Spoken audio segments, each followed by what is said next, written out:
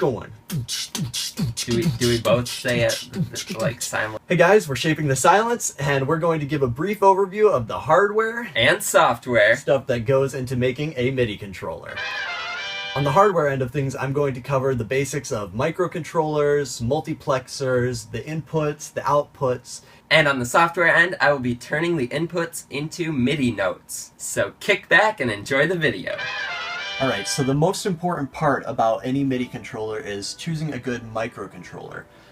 For instance, what I use in my current MIDI controllers is the Teensy 3.1 microcontroller. So the reasons why I like this Teensy 3 is because it comes with a bunch of neat features, such as direct MIDI to USB capability built right in here. Now, once you have a microcontroller, you can basically start plugging anything into it. Like, for instance, I could take a button, an arcade button, plug it right onto one of these little pins on the side. Now, while it would be easy to just connect a button directly to the microcontroller and have that feed MIDI to the computer, when I do that, I limit myself to as many pins are available on the microcontroller.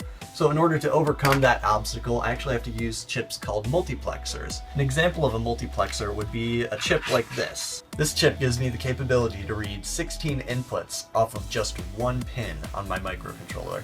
Along with these multiplexers, I also use some things called shift registers, and those allow me to control the lights. Using shift registers like these, I'm able to control 98 LEDs off of just 3 lines from my microcontroller. Now, of course, another thing you've noticed is that I have this all on its own printed circuit board. You know, it looks pretty fancy, much easier than doing direct wire connections. In order to get these custom printed circuit boards, what I had to do was learn how to etch my own circuit boards.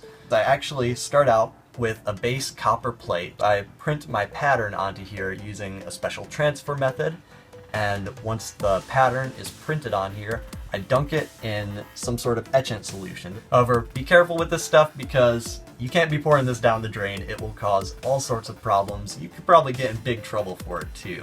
So whenever you get into etching, just be careful, read up on what you're doing, because while it's fun and all, it can also be a big mess. Once you're done etching a board, it will end up looking something like this. Take some steel wool and you scratch off all the black, and then you end up with a shiny copper coat on there. And it has all of your wires just the way they need to be. Here are the internals of the controller itself with all the inputs and all that stuff. As I showed you earlier, I have the microcontroller as the main brains of this. Now, I get this all to interface with these buttons using these handy connectors that I have right here. These are 10-pin connectors I got off the internet, hundreds of them for super cheap. But I just soldered them to my circuit board, and then I can just take these plugs and connect them right to this board right here. Along this part of the controller, I have all the shift registers and multiplexers required to control all the buttons and all the lights. Now, down on this side, there's the LCD, which is being controlled by just one wire. This one wire right here is for data. These two give the power for the backlight on it. This LCD that I got came with a nice chip on it that makes it really easy, because what it does is it takes just one line of data and it uses that for changing all the characters on the screen, things like that. It comes with its own library and code, so the programming is relatively simple. You just have to say, you know, call up this function for the LCD and then have the LCD display this. So one more thing I need to explain here is the battery in this. Now, this was something that I had to add later on in development because I was having issues where I would try it out and not all the lights would light up. And then eventually, my whole microcontroller burned out, the project stopped working. With 100 LEDs on this whole project, there was a significant power draw. Now, LEDs are maybe 20 milliamps a piece, which isn't much, but when you're running 100 of them at once, that can add up pretty quickly, and the USB specification cannot handle that. The microcontroller cannot handle that. Unfortunately, I did burn out a chip while doing this, and it was really frustrating trying to figure out how to fix this problem, how to keep it from happening again, and moving on from that. If you don't know anything about programming, there's one thing you should know. It's super easy. As Jared detailed earlier, a lot of the parts come with code specifically made for them that you can access via simple include line. These libraries allow you access to many functions pre-written. such as the LCD. On this screen I have some debugging info, which is helpful to know if the data is being read correctly.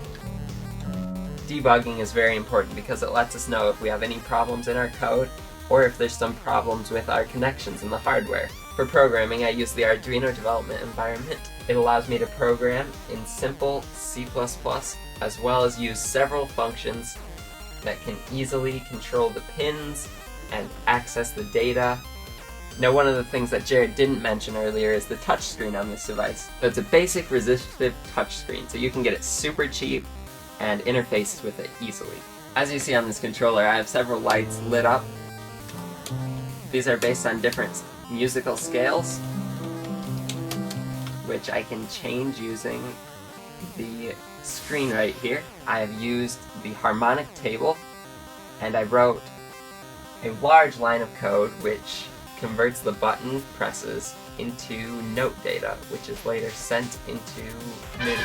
Alright, so things that we have not finished up yet for this controller include the full wireless capability as well as the expansion port capability. Now, the wireless is important because we want this controller to act as the hub for other MIDI controllers we're building. And what this will mean is we can have, for instance, this guitar controller I've been working on, have that be completely wireless, and it will feed the wireless data to this, which is directly connected to my computer. Now, another thing you may notice is at this bottom corner.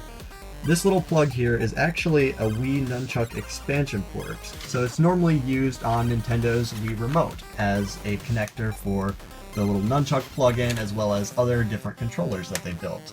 Now we can plug this in right here, and what we'll be able to do in the future is use it to add joystick support as well as other buttons, motion sensors into this controller so we can have more control over dynamics and automations. Alright, thanks for watching this video, and if you'd like to keep up to date, go ahead and subscribe, follow us on Facebook and Twitter and all that stuff. Ice cream forever. Let us know what you thought in the comments section, and if you have any ideas for the future, please feel free to tell us. And as always, Catch you later!